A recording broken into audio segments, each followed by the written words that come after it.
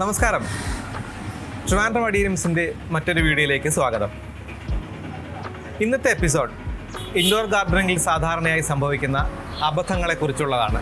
അതെന്തൊക്കെയാണെന്ന് നമുക്ക് ഒന്നൊന്നായി പരിശോധിക്കാം. ആദ്യത്തേത് റീപോട്ടിംഗ് ആണ്. സാധാരണയായി നമ്മൾ നഴ്സറിയിൽ നിന്നും പുതിയൊരു ചെടി വാങ്ങിയാൽ ചിലർക്കെങ്കിലും ഒരു ടെൻഷനാണ് എത്രയും പെട്ടെന്ന് ഇത് റീപോർട്ട് ചെയ്യണമെന്നുള്ളത്. നമ്മൾ നഴ്സറിയിൽ നിന്ന് കൊണ്ടുവരുന്ന ചെടി അത്രയധികം വേഗത്തിലൊന്നും റീപോർട്ട് ചെയ്യേണ്ട കാര്യമില്ല. നമ്മുടെ വീട്ടിലെ മുറ്റത്ത് മരത്തണലോ അല്ലെങ്കിൽ എവിടെയെങ്കിലും തണലുള്ള സ്ഥലത്ത് പക്ഷേ നല്ല പ്രകാശം വേണം, അവിടെ കൊണ്ടുവന്ന് കുറച്ച് ദിവസം വച്ചിരിക്കുക. അതിനുശേഷം മാത്രം ഈ ചെടി റീപോർട്ട് ചെയ്താൽ മതിയാകും. അങ്ങനെ പെട്ടെന്ന് റീപോർട്ട് ചെയ്യേണ്ട എന്ന് പറയാൻ ചില കാരണങ്ങളുണ്ട്. അതിലൊന്ന്, നമ്മൾ ഈ ചെടി ഏതെങ്കിലും ഒരു നഴ്സറിയിൽ നിന്ന് വാങ്ങിക്കൊണ്ട് വന്നതായിരിക്കും. ചിലപ്പം കുറേ ദൂരെ ആയിരിക്കാം, അല്ലെങ്കിൽ നമ്മൾ കൊണ്ടുവരുന്ന വഴിക്ക് ഇതൊന്ന് മറിഞ്ഞു വീഴുകയോ മറ്റോ എന്തെങ്കിലും ചെയ്തിരിക്കുക. അങ്ങനെയുള്ള ട്രാവൽ ഷോക്ക്, ആ ഷോക്ക് ഒഴിവാക്കാനാണ് നമ്മൾ കൊണ്ടുവന്നിട്ട് നമ്മുടെ വീട്ടിൽ കുറച്ച് ദിവസം വെച്ചിരുന്നതിന് ശേഷം മാത്രം റീപോർട്ട് ചെയ്യണം എന്ന് പറയുന്നത്. തുടക്കക്കാർ ചെയ്യുന്ന ഒരു കാര്യം ചെറിയ ചെടിയെ വളരെ വലിയ പോട്ടിലേക്ക് മാറ്റുന്നതാണ്. അതിന് പാകമാകുന്ന പോട്ട് സൈസ് മതി. നമ്മൾ റീപോർട്ട് ചെയ്യാൻ വെയിറ്റ് ചെയ്തതുകൊണ്ട് ചെടി ഇതുപോലെ നഴ്സറി പോട്ടിൽ നിന്ന് ഇളകി വരും.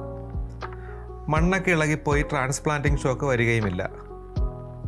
ഇങ്ങനെ ആകുമ്പോൾ ഫ്രഷ് പോട്ടിംഗ് മിക്സിൽ വേരോടി നല്ല ആരോഗ്യത്തിൽ ചെടി വളരും.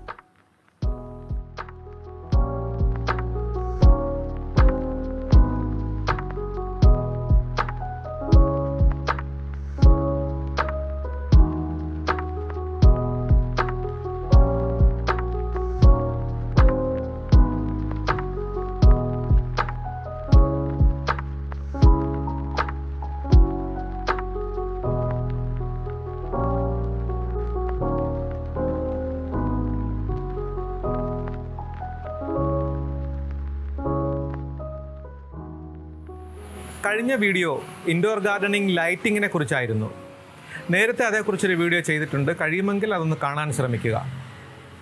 ലോ ലൈറ്റിൽ വളരുന്ന ചെടി കൊണ്ടുപോയി നോ ലൈറ്റിൽ വെച്ച് കളയരുത്. ഒന്നുകിൽ ദിവസവും വെള്ളമൊഴിക്കും, അല്ലെങ്കിൽ ഒട്ടുമേ ഒഴിക്കാതെ സ്പ്രേ ചെയ്തുകൊണ്ടിരിക്കും. രണ്ടും പാടില്ല. സോയിലൊന്ന് തൊട്ട് നോക്കി ഡ്രൈ ആണെങ്കിൽ മാത്രം വെള്ളമൊഴിക്കാം. മാസത്തിൽ ഒരു തവണത്തെ വെള്ളമൊഴിക്കലെങ്കിലും നന്നായി വേണം. അതായത് പോട്ടിൻ്റെ ഡ്രെയിനേജ് ഹോൾ വഴി വെള്ളം പുറത്തേക്ക് പോകും വരെ ആയിരിക്കണം ഒഴിക്കേണ്ടത്.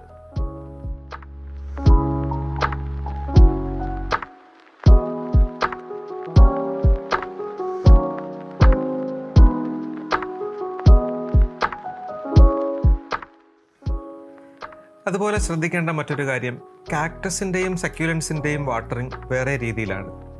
അതിൻ്റെ വീഡിയോ കാണാൻ ഡിസ്ക്രിപ്ഷൻ നോക്കാം.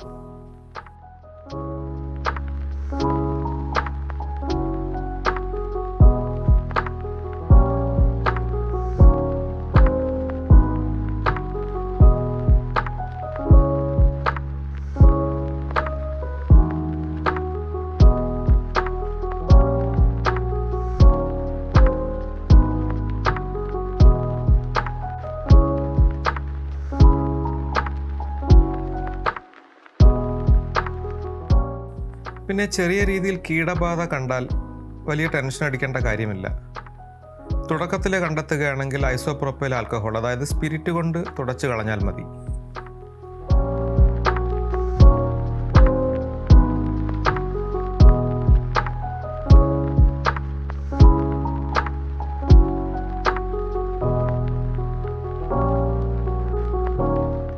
പെറ്റ്സിനെ വാങ്ങിയാൽ നമ്മൾ നന്നായി കെയർ ചെയ്ത് വളർത്തും. ഇൻഡോർ പ്ലാന്റ്സും അതുപോലെ തന്നെയാണ്. നല്ല കെയർ വേണം. കഴിയുമെങ്കിൽ വാങ്ങുന്ന നഴ്സറിയിൽ നിന്നും അതിൻ്റെ പേരും കെയറും ഒക്കെ മനസ്സിലാക്കി വെക്കുന്നത് നല്ലതാണ്. ഇനി അഥവാ അതൊന്നും ശരിക്ക് കിട്ടിയില്ലെങ്കിൽ ഗൂഗിൾ സെർച്ചിൽ ലെൻസ് എന്നൊരു ഓപ്ഷൻ ഉണ്ടല്ലോ, നമുക്ക് സ്വന്തമായി അങ്ങനെ മനസ്സിലാക്കാം.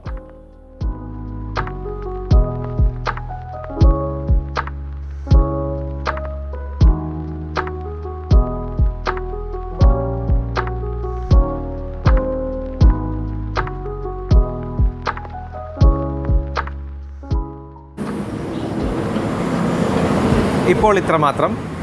മറ്റൊരു വീഡിയോയുമായി വീണ്ടും കാണും വരെ നന്ദി, നമസ്കാരം. നിങ്ങളുടെ അഭിപ്രായങ്ങളും നിർദ്ദേശങ്ങളുമൊക്കെ കമൻറ്റ് ചെയ്യുക.